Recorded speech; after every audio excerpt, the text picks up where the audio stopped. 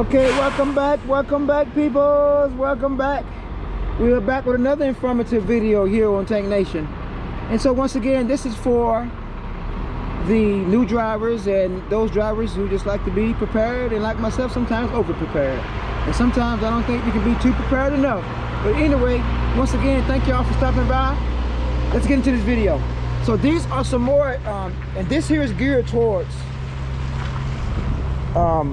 the tanker world, driving tanker, pulling hazmats and non-hazmat materials, and then just truck driving in general. And as well as you can also use these same principles and on your own personal vehicles as well too, and some applications here. So I apologize, it's the end of the day, and I decided to go ahead and shoot because it was a very cold day, but it warmed up a little bit, and I was hanging out with Cody and Mr. Tony, so I decided to shoot a couple of videos because it's such a beautiful day.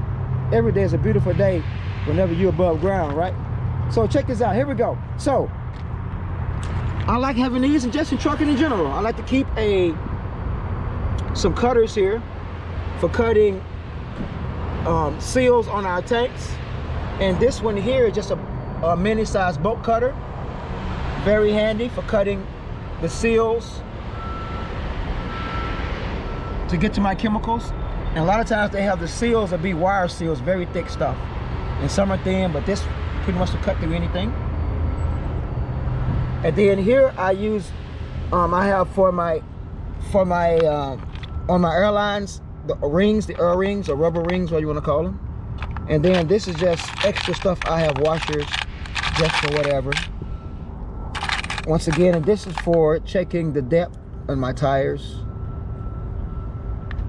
And then I have these are used, we call them shimmies out here.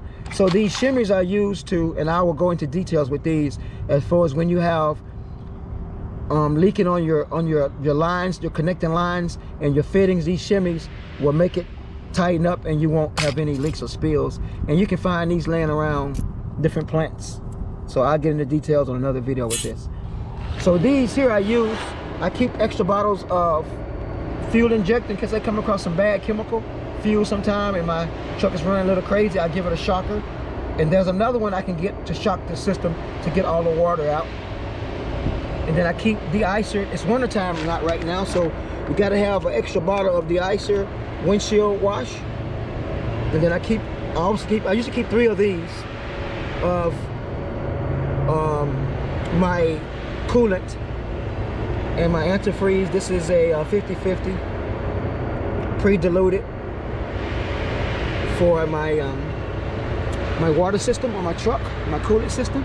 And then whenever I'm working out, I keep a bottle of spray. But I used to keep a bottle of, and I have a couple of bottles of Hornet Spray, because sometimes when I go to some of these plants and they have yellow jacks or wasp nests around some of the places, I know almost getting stung. So I keep a couple of those, but I'm using this as an example. But I have a couple of bottles of wasp spray. Here is I keep an extra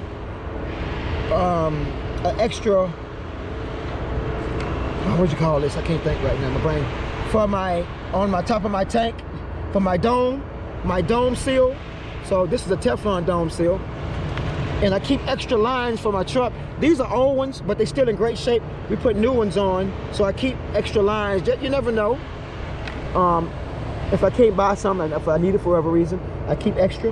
And we call these tampons for spills and leaks out there when you're offloading or loading. Loading process, unless I have to load, which is very rare, that I have to load my own product.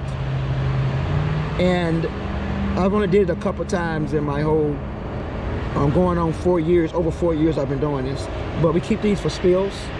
And then this over here, this is my pride and joy for the winter time. This is my DSR, this is my 115. This is my jump pack. And this is a beast. 12 volts, 24 volts. It will start with, during the winter time, and right now it's showing 24.2. because it's probably not showing on here because of whatever. But she's charged up. I keep it ready to go. And it also has a USB port as well too, even though I keep plenty of battery packs on my phone, and I'll go over that. But this is great it will charge your truck up from dead. This will actually charge about 18 to 20 trucks, not a problem. And still won't need to charge it up. So this is great to have. For some people, if you're not budgeting your money out there, it may seem pricey to you, but for what it does and the security it gives you during the winter time, you can't beat the peace of mind that I have. During the winter time, my least worry is my truck starting. That's never on my mind. And it was started up from a dead start, not a problem. And you can get this one here for a couple of $100. This is the top of the line jump pack, and this the DSR 115. So this one here is the top of the echelon. This is a beast. This is my monster. So I'm telling you, truckers out there, if you want to invest in your company out here, it may seem pricey to you, but it's worth every penny. During the winter season, I never worry about my truck starting, ever. I mean, ever. Once again, this is another episode of Tank Nation. Thank y'all so much for hanging with the guy.